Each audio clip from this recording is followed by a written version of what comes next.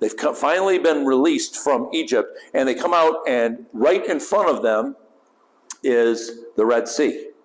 All right, we can't go past the Red Sea. And then they look behind them, and here comes the Israelite army. I think that this is probably the origin of the cliche of being between a rock and a hard place. I mean, what are their options, right?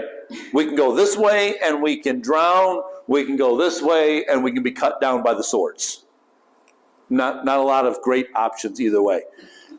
Here's the lesson.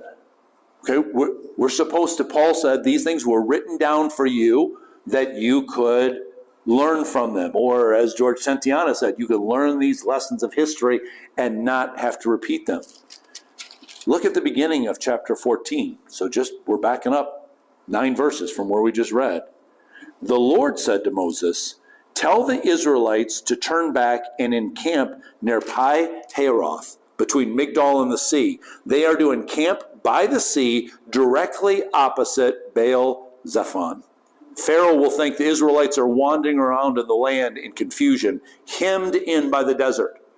They're between a rock and a hard place. Why are they there? Because God put them there.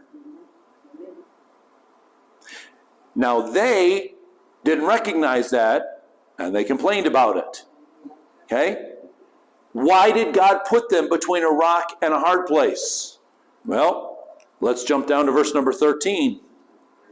Moses answered the people, do not be afraid. Stand firm, and you will see the deliverance the Lord will bring you today. The Egyptians you see today, you will never see again. The Lord will fight for you. You only need to be still. God put them between a rock and a hard place so that there was no human escape. They didn't have materials to build boats. They couldn't swim across the sea. They had no weapons or training to turn and fight the Egyptian army. They couldn't run to the sides out in the desert. They'd perish out in the desert. There was no human solution to where they were between the rock and the hard place. But God placed them there on purpose so that he could do something that no human can take credit for.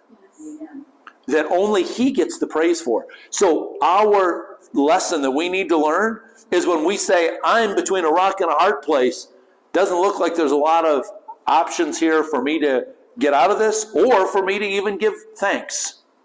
Well, then you can pause and say, let me remember, let me think back here. God placed me here on purpose because he's going to do something that he's going to receive all the glory for.